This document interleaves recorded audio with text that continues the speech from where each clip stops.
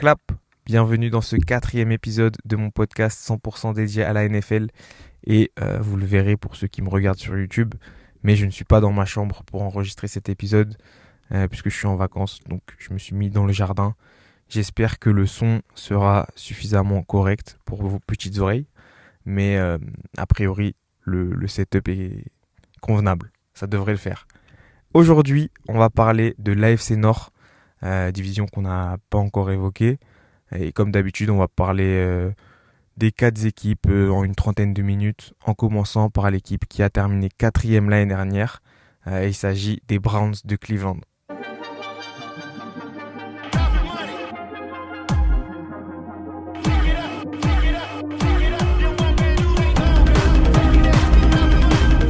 Les Browns terminent la saison 2024 avec le bilan désastreux de 3 victoires pour 14 défaites. Malheureusement, ça a été l'une des pires attaques de la ligue. Ils terminent 32e en attaque à la passe, en EPA par play, 27e en attaque à la course et tout simplement dernier, 32e en points marqués. Donc ça a été compliqué et c'était pas vraiment mieux en défense puisque la défense s'est classée 28e en points encaissés l'année dernière. C'était loin d'être les squads aussi féroces qu'on avait l'habitude de voir les saisons précédentes. Et le pire dans tout ça, c'est que c'est même pas le plus grave. Le plus grave, c'était l'attaque, en particulier le poste de quarterback avant tout. Il y a eu Jameis Winston qui en a starté une partie, Dorian Thompson-Robinson, que j'aimais beaucoup à la draft, qui était un joueur qui avait besoin de développement. J'étais content qu'il puisse avoir sa chance. Malheureusement, ça s'est pas très bien passé pour son début de carrière. On a aussi eu Deshaun Watson qui a starté quelques matchs en début de saison et on a même eu le droit à un match de Bailey Zapp. Donc voilà, pour moi c'était de loin l'équipe avec le moins de stabilité au poste le plus important et ils en ont énormément pâti puisque leur attaque est dernière en NFL en points marqués et la défense a perdu beaucoup de sa superbe, comme je le disais tout à l'heure. C'est une des défenses qui jouait le plus en couverture d'homme à homme. Et parmi ces défenses-là, c'est celle qui manquait le plus de plaquage en man-to-man. Et quand on manque un plaquage en man-to-man, on concède forcément un big play derrière. Du coup, voilà, Cleveland, c'était une des équipes qui concédait le plus de yards après la réception, une des équipes qui manquait le plus de plaquage, une des équipes qui concédait le plus de big play. Et bien sûr, une performance collective. Mais il y a un homme en particulier qui a vraiment connu une saison catastrophique. Et cet homme-là, c'est Martin Emerson. Il a été identifié par les attaques adverses comme un point faible dans la défense de Cleveland. Et ils l'ont ciblé à de nombreuses reprises. C'est l'un des joueurs qui a été le plus ciblé et qui a concédé le plus de catch. C'était vraiment un point faible, un poids mort un petit peu pour la défense de Cleveland et ils n'ont rien pu faire pour empêcher ça. Malheureusement pour Martin Emerson, il s'est blessé et il va manquer l'entièreté de la saison 2025. On lui souhaite évidemment un bon rétablissement, mais pour la défense des Browns, c'est peut-être un mal pour un bien pour la saison prochaine. On verra par qui il le remplace et s'ils arrivent à améliorer un petit peu ce problème de plaquage manqué qui a coûté très cher à la défense des Browns en 2024. Enfin bref, du côté de la free agency, il y a eu évidemment la grosse prolongation de Myles Garrett qui signe pour 4 ans supplémentaires et 160 millions, dont 88 millions garantis. Ça a fait de lui le edge rusher le mieux payé de la ligue jusqu'à ce que TJ Watt le dépasse d'un petit pouillem. Du côté des départs, il y a eu celui de Jameis Winston qui rejoint les Giants.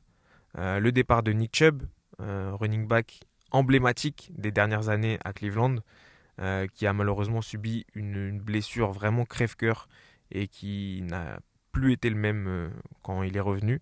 Mais du coup, il rejoint les Texans. Il y a eu aussi le départ de Jedrick Wills, qui actuellement n'a signé chez aucune équipe, il me semble, et qui a eu, pareil, une carrière vraiment parsemée de blessures.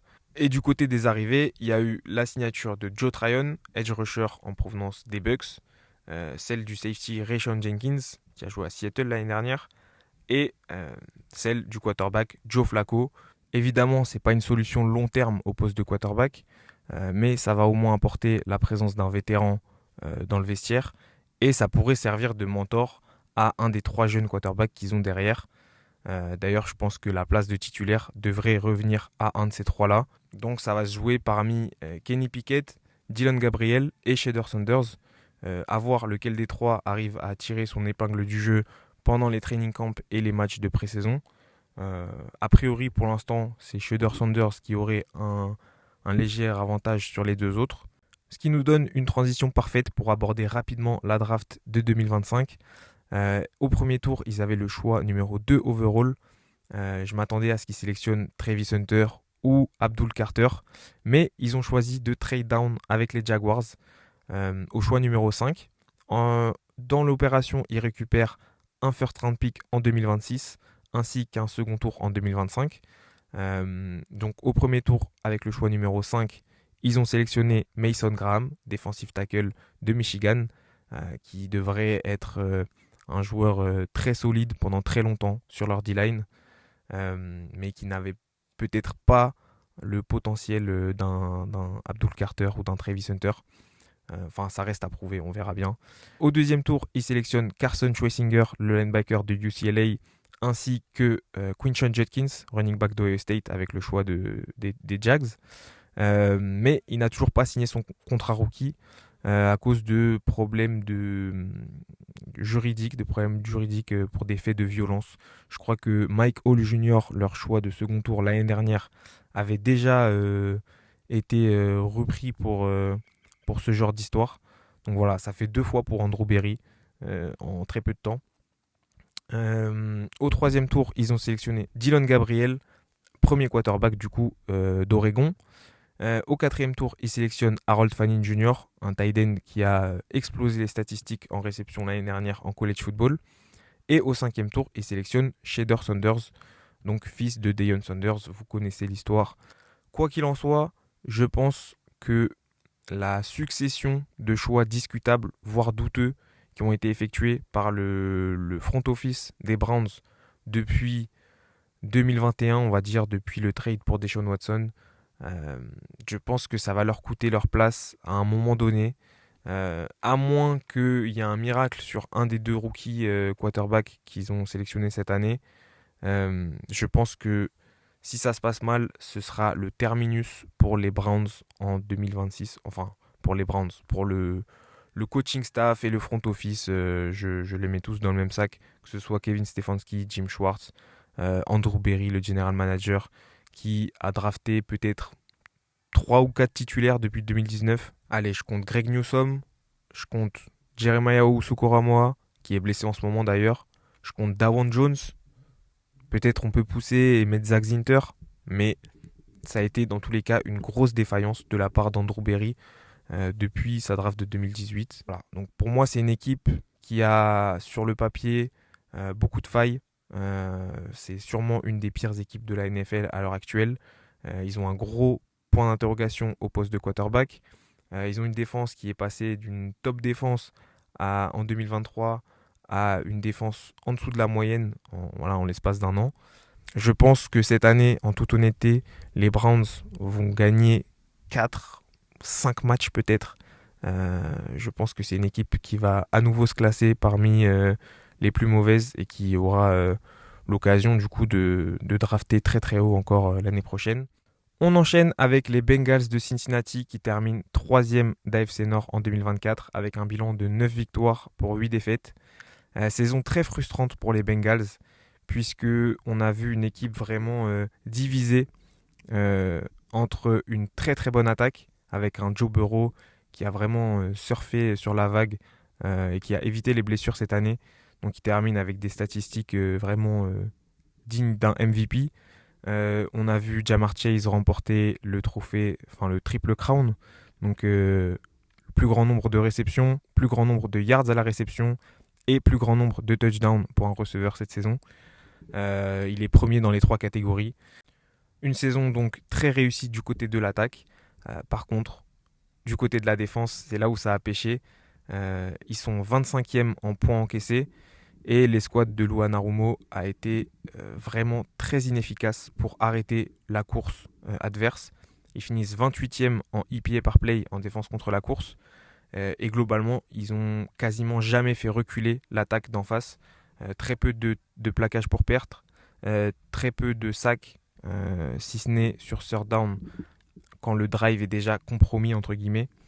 Donc voilà, c'était une histoire en deux parties, la saison des Bengals. Une très belle attaque et une défense qui laissait vraiment beaucoup à désirer. Ils ont fait un changement de coordinateur défensif, puisque c'est désormais Al Golden qui remplacera Lou Anarumo à ce poste-là pour 2025. Et ils ont fait une draft, on y viendra, qui est globalement portée sur ce secteur-là.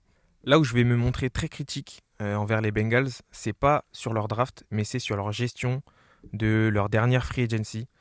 Je trouve qu'ils ont tendance à attendre toujours le dernier moment pour payer leurs joueurs, à très mal négocier, ou en tout cas très mal gérer les négociations avec leurs joueurs stars. Ça pose plusieurs problèmes. Le premier, c'est que stratégiquement, les Bengals font moins d'économies en n'anticipant pas la signature de leurs joueurs, puisque le marché grimpe et la valeur marchande de leurs joueurs grimpe aussi.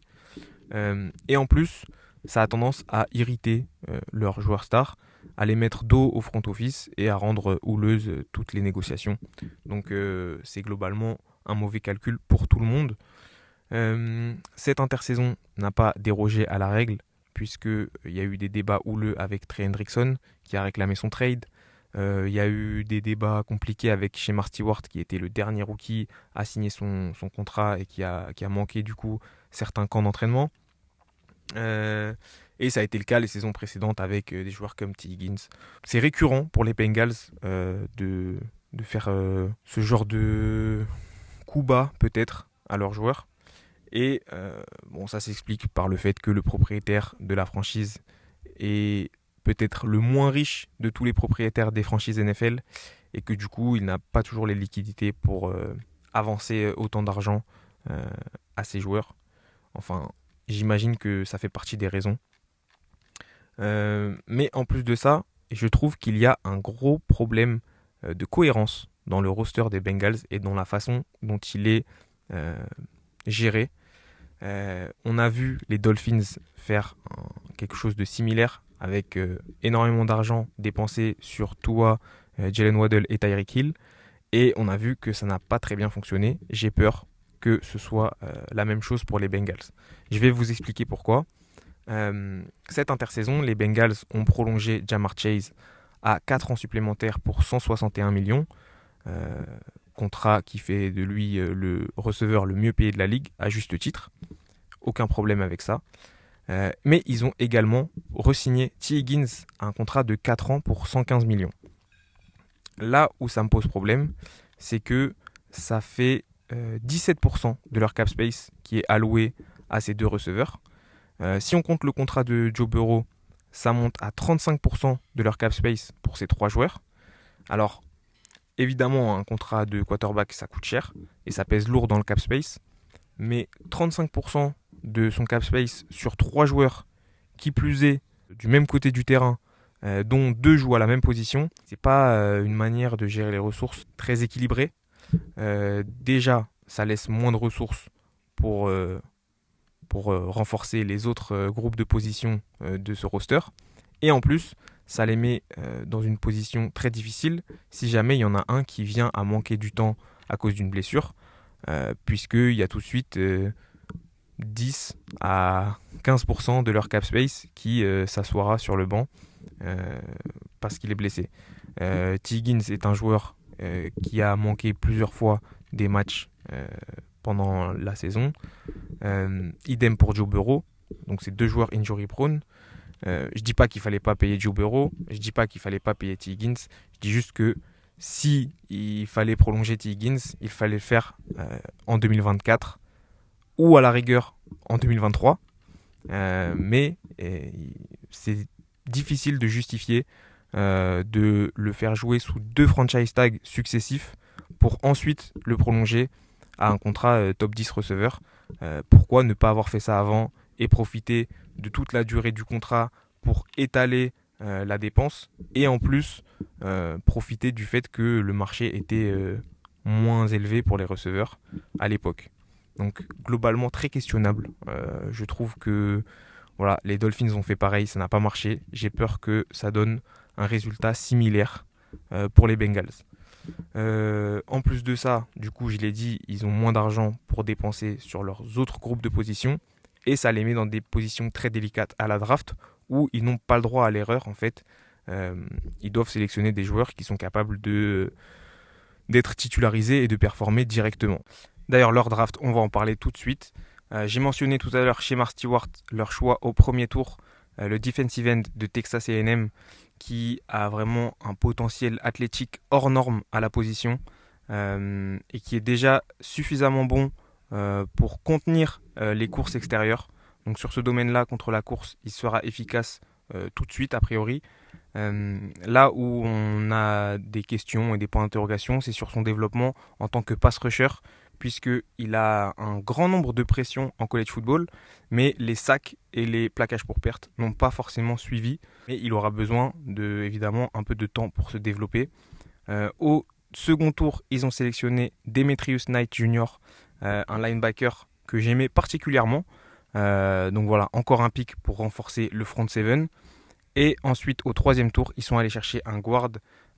C'est Dylan Fairchild, garde de Georgia, qui n'a rien de particulier à son CV, mais qui est un joueur quand même assez complet et assez puissant. Donc potentiellement un bon choix au troisième tour. J'ai trouvé que c'était un peu tôt pour le sélectionner, mais c'était une position de besoin puisque les Bengals ont certes une O-line qui se classe 20e en passe protection. C'est relativement bon dans l'ensemble. C'est un tout petit peu en dessous de la moyenne. En revanche, leur duo de guard est bottom 4 en NFL. Donc parmi les 4 pires duos de guard en NFL, c'était Alex Kappa et Cordell Volson. Et je sais que Joe Burrow est un quarterback qui excelle sous pression. C'est peut-être le meilleur quarterback de la ligue sous pression, mais ce n'est pas une raison pour mal le protéger. Donc voilà, une draft globalement assez bonne. Je sais que tout le monde n'a pas été fan des picks. Il y a eu très peu de mouvements sur le board. Ils sont restés à tout leur choix. Il n'y a pas eu de trade-up, il n'y a pas eu de trade-down. Ils ont juste sélectionné le joueur dont ils avaient besoin ou qu'ils estimaient le meilleur à chaque fois. Ce sera une bonne draft à condition que Shemar Stewart et potentiellement Demetrius Knight trouvent un rôle rapidement dans la défense. Mais voilà, globalement, je pense que c'est une équipe qui peut s'améliorer et qui peut aller en playoff cette fois-ci, à condition de mieux commencer la saison, d'arrêter de commencer les saisons en 0-2, 0-3, qui sont des tares qu'on pourrait imputer à leur head coach Zach Taylor, qui peut-être n'inculque pas assez de discipline ou de rigueur dès le début de la saison. Et du coup, on voit souvent les Bengals un peu courir derrière leur bilan pour essayer de se qualifier, alors qu'ils pourraient se mettre à l'abri plus rapidement. Mais c'est une équipe qui, en attaque, a vraiment les capacités de rivaliser avec n'importe qui en NFL. Il faudra juste que la défense suive et, si possible, qu'on arrive à garder Trey Hendrickson sous les couleurs de Cincinnati. Voilà, c'est les deux conditions. C'est que la défense s'améliore et que les Bengals commencent à gagner avant la week 3 ou 4. Si ces deux conditions sont réunies, je pense qu'ils sont capables de gagner largement 11 matchs, de se qualifier en playoff, voire de faire un beau parcours en playoff en 2025. On passe à l'équipe qui a terminé deuxième en AFC Nord en 2024. C'est les Steelers de Pittsburgh qui finissent avec un bilan de 10 victoires pour 7 défaites. Et les Steelers, une saison classique pour eux. J'ai l'impression que depuis plusieurs années, la formule n'a pas trop bougé. On entend souvent le fait d'armes de Mike Tomlin qui est qu'il n'a jamais eu de saison en négatif depuis qu'il est head coach chez les Steelers, donc depuis 2007. Pas une seule saison régulière avec moins de victoires que de défaites. Mais c'est aussi une équipe qui n'a pas gagné en playoff depuis le 31 décembre 2017. Ça commence à faire long. Et c'est une équipe qui est depuis plusieurs années toujours assez forte pour ne pas fréquenter le fond de la NFL, mais jamais assez inquiétante pour venir bousculer les plus grosses équipes en AFC. Donc voilà, c'est une espèce de stagnation qui s'impose chez les Steelers depuis quelques saisons. C'est aussi une des équipes les plus vieilles de la ligue. Ils ont beaucoup de leurs titulaires qui ont 30 ans passés. Donc là aussi, ça soulève des questionnements sur leur plan à long terme. On y reviendra quand on parlera du poste de quarterback. Mais voilà, la formule n'a pas changé cette année encore. Ce sera une attaque dirigée par Arthur Smith où ils vont énormément courir le ballon et une défense dirigée par Mike Tomlin avec beaucoup de cover 2. Une défense très très bonne, certes, une des meilleures défenses de la ligue. D'ailleurs, elle peut l'être puisque c'est la défense la plus chère en NFL cette année. Et c'était déjà le cas avant l'extension de TJ Watt et avant le trade pour Jalen Ramsey. Donc la défense la plus chère en NFL de loin maintenant. Et une équipe, un roster assez vieillissant. Pendant la free agency, il y a eu beaucoup de mouvements du côté des Steelers. On a eu évidemment le départ de leurs 2 quarterbacks de 2024, à savoir Justin Fields et Russell Wilson, qui sont tous les deux partis à New York, respectivement chez les Jets et les Giants. Il y a eu également le départ de leur running back Najee Harris, celui de leur receveur George Pickens, qui a été échangé à Dallas contre un choix de draft en 2026, et celui de leur safety Minkah Fitzpatrick, qui a été renvoyé à Miami, puisque c'est là d'où il venait, en échange de Jalen Ramsey, defensive back, et de Jonnu Smith, tight end, qui a d'ailleurs évolué avec Arthur Smith en tant que coordinateur quand il était chez les Titans et chez les Falcons aussi, il me semble. Donc voilà, pas mal de mouvements. Du côté des arrivées, il y a évidemment la signature d'Aaron Rodgers au poste de quarterback, ainsi que l'échange pour DK Metcalf, receveur des Seattle Seahawks, contre un 2e tour de draft cette année. Il a tout de suite été prolongé à un contrat de 5 ans pour 150 millions. Évidemment, tout n'est pas garanti et il a de grandes chances de ne pas toucher l'intégralité de cette somme sur les années à venir. Mais j'ai eu du mal à trouver de la cohérence dans l'intersaison des Steelers, dans la mesure où ils ont remplacé un quarterback vétéran par un autre quarterback vétéran, ils ont remplacé un receveur 1 par un autre receveur 1, ou en tout cas un X receveur contre un autre X receveur qui a franchement un skill set moins complet, je trouve, et c'est un fan de Seattle qui vous dit ça. Mais je ne comprends pas l'intérêt de signer un receveur à autant d'argent, 30 millions par an en moyenne, alors qu'on va autant courir le ballon. Je trouve que c'est une gestion des priorités assez peu pertinente. Ensuite, il remplace Minkah Fitzpatrick par Jalen Ramsey. Pareil, c'est remplacer un defensive back assez vieux et assez cher contre un autre defensive back assez vieux et assez cher. Donc voilà, j'ai du mal à comprendre tous les choix qui sont faits par les Steelers. Bon, il y a quand même beaucoup de monde dans ce roster. Il y a TJ Watt, Cam Hayward qui sort d'une grosse saison, Alex Highsmith, Patrick Quinn, ils ont Joey Porter, ils ont drafté Derrick Harmon, defensive tackle d'Oregon que j'aimais beaucoup. Ils ont aussi drafté Caleb Johnson, le running back d'Iowa. Donc il y a des ajouts très intéressants et ils vont jouer un football assez discipliné, assez physique. Ils vont être pénibles à jouer, mais honnêtement, je ne sais pas ce qu'est le plan à long terme pour les Steelers. Un des rares domaines où ils se sont vraiment rajeunis et où ça a bien marché, c'est sur la ligne offensive, avec les ajouts de Zach Frazier, qui a une très bonne saison rookie au poste de centre, celle de Mason McCormick, qui va jouer aussi sur l'intérieur de la ligne, celle de Troy Fatanou. Donc ils ont bien rajeuni et renforcé leur ligne offensive, qui avait été un petit chantier les saisons précédentes. Et la question du long terme, elle se pose avant tout au poste de quarterback, puisque Aaron Rodgers a déjà 40 ans passés, il est sur la toute fin de sa carrière, il lui reste 1 an dans les pattes, peut-être 2 si on tire sur la corde, et au-delà de ça, on n'a aucune idée de ce que sera la suite au poste de quarterback pour les Steelers. Est-ce que c'est Will Howard qui vient de drafter cette année ? Est-ce que c'est un mec comme Anthony Richardson ou comme Will Levis qui aura échoué sous contrat rookie dans sa franchise précédente.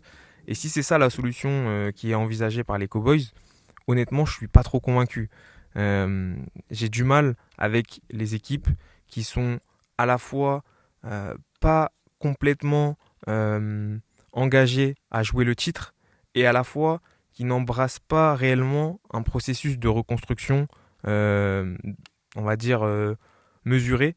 Et du coup, elles sont bloquées dans une espèce d'entre-deux et de stagnation. Et pour moi, c'est le cas pour les Steelers. Et malheureusement, je ne peux pas les voir atteindre un autre résultat avec les mêmes paramètres en 2025. Donc pour moi, ce sera à nouveau une saison à 9 victoires, peut-être 10 victoires, peut-être même une qualification en playoff, mais sans victoire à la clé. Donc voilà, rien de nouveau sous le soleil de Pittsburgh. On termine l'épisode d'aujourd'hui avec l'équipe qui se classe première en AFC Nord depuis 2 ans déjà. Il s'agit des Ravens de Baltimore. Ils finissent la saison 2024 avec un bilan de 12 victoires pour 5 défaites. Malheureusement, ils se sont inclinés en playoff. Ils sont tombés sur plus fort que eux. C'est un peu frustrant dans la mesure où c'est l'un des rosters les plus complets en NFL, qu'ils ont un Lamar Jackson en plein dans son prime et qu'ils ont peut-être la meilleure attaque en NFL, en tout cas l'une des plus efficaces et des plus complètes. Ils se classent 3e en points marqués en attaque, premier en EPA par play en attaque à la passe, 2e en EPA par play en attaque à la course. Et en défense, ils ne sont pas en reste non plus, puisqu'ils sont 4e en EPA par play en défense contre la course. Et là où ça a pêché, et d'ailleurs c'était le gros point noir au tableau des Ravens en 2024, c'est la défense contre la passe, puisque sur toute la première partie de la saison, quand leur safety était Eddie Jackson et Marcus Williams avec Brandon Stephens au poste de cornerback, ils ont encaissé énormément de big plays à la passe. C'était l'une des équipes qui en concédait le plus et ils ont su ajuster le tir lorsqu'ils ont passé Kyle Hamilton et Ardarius Washington en deep safety. Ils ont concédé beaucoup moins de big plays et la défense a fini avec une moyenne on va dire correcte. Ils sont dans le top 16 en défense contre la passe sur toute la saison, mais il y a vraiment eu une différence entre le début et la fin. D'ailleurs, la défense contre la passe, puisqu'on en parle, c'était un des sujets de leur free agency. Free agency assez peu mouvementé pour les Ravens. Ils ont privilégié le fait de retenir des titulaires déjà en place. Mais parmi les départs, on compte celui du fameux Brandon Stephens, le cornerback qui leur avait coûté si cher en début de saison pour les big plays qu'il concédait de temps en temps. Il a d'ailleurs signé un assez gros contrat chez les Jets. Je n'ai pas trop compris pourquoi, d'où ça sortait. Et ils ont fait venir Jaire Alexander, ancien cornerback des Packers, ainsi que Chidobe Awuzie, en plus d'avoir drafté Malachi Starks, le free safety de Georgia, qui à mon sens est un très très bon fit dans la défense des Ravens. Je pense qu'il va rapidement trouver sa place et ça se voit qu'ils essayent de renforcer ce secondary. C'est un thème assez récurrent. Ils ont sélectionné Nate Wiggins au premier tour l'année dernière. Cette année encore, ils ont sélectionné pas mal de DB en fin de draft. L'année dernière, c'était TJ Tampa qui avait été sélectionné aussi. Et du côté des prolongations, il y a eu Derrick Henry qui a prolongé pour 2 ans et 30 millions de dollars. Ils ont également prolongé Rashod Bateman pour 3 ans et 36 millions. Ainsi que Ronnie Stanley, leur left tackle, pour 3 ans et 60 millions. Et du côté des ajouts, on compte aussi celui de DeAndre Hopkins pour un petit peu compléter ce corps de receveurs avec un vétéran qui n'a pas besoin de beaucoup de volume pour briller et qui peut simplement assurer des catchs cruciaux sur third down par exemple. Donc je pense qu'il n'aura pas un volume excessif, mais qui saura apporter quand même sa pierre à l'édifice qui est l'attaque très très complète des Ravens. Pour finir, on va aborder leur draft de 2025. J'ai parlé tout à l'heure brièvement de Malachi Starks, le safety, au premier tour. Il y a eu également la sélection de Mike Green au second tour, le edge de Marshall, qui est un joueur avec un talent indéniable, peut-être en termes de technique pure, l'un des joueurs avec le plus de potentiel. En revanche, en dehors du terrain, il a pas mal de casseroles au cul pour des affaires d'agression sexuelle. C'est un choix que j'aurais évité comme la peste si j'avais été les Ravens. Encore plus juste après le fiasco de Justin Tucker. Je comprends pas qu'ils aient fait ce choix-là, mais bon, espérons que ils ne réitèrent jamais ce genre de choses et qu'ils rentrent un petit peu dans le rang. Ensuite, au troisième tour, ils ont sélectionné Emory Jones Jr., le guard de LSU. Ils ont sélectionné également Carson Vinson, offensive tackle. Teddy Buchanan, linebacker, qui a pas mal de potentiel, mais qui devra se familiariser un peu plus avec la position avant de trouver une place. Tyler Loop, le kicker, ainsi que Bilal Koneh et Roger Longerbeam, deux cornerbacks au sixième tour. Aeneas Peebles, defensive tackle, et Garrett Dellinger, un autre offensive lineman de LSU. Donc ils ont privilégié une approche avec des joueurs qui avaient beaucoup de potentiel, ce qui n'est pas complètement incohérent vu que leur roster est si complet et que c'est dans tous les cas très difficile pour un rookie de se faire une place d'entrée de jeu. Autant miser sur les rookies qui ont le plus de potentiel, puisqu'ils auront dans tous les cas 1 voire 2 ans pour se développer derrière les titulaires qui sont déjà en place. Pour moi, c'est un roster ultra complet qui va encore faire partie des 4 meilleures équipes en NFL pendant la saison régulière, mais il faut gagner en playoff, il faut réussir à faire la différence en post-season. Ce serait vraiment dommage que cette ère de Baltimore ne marque pas un peu plus l'histoire de la franchise, dans la mesure où ils auront rarement un roster aussi complet et aussi dominant. Je pense qu'en 2025, les Ravens sont capables de gagner au moins 12 matchs. Ce qui va être difficile, c'est pas de gagner la division. Ce qui va être difficile, c'est de gagner en playoff contre les Bills, contre les Chiefs, peut-être même contre les Bengals. Mais avec un secondary qui a été renforcé et la plupart des titulaires qui sont restés en place, je pense qu'on est sur une des meilleures équipes en NFL actuellement. Et s'ils sont épargnés par les blessures, ils font évidemment partie de mes favoris pour le Super Bowl en 2025. Merci à tous d'avoir écouté ce podcast. C'était le 4e épisode des previews de l'intersaison. Il en reste donc 4 de plus. Il reste la NFC Sud, l'AFC Sud, la NFC Est et l'AFC Est. On va essayer de tout boucler d'ici fin août. J'espère que ça vous plaira. N'hésitez pas à lâcher un petit j'aime. N'hésitez pas à lâcher un commentaire si vous avez une question ou si vous aimeriez que j'aborde un sujet en particulier dans un épisode suivant. Et comme d'habitude, vous pouvez aller regarder les anciens épisodes si ce n'est pas déjà fait. Je vous fais des gros bisous et à la prochaine. Ciao!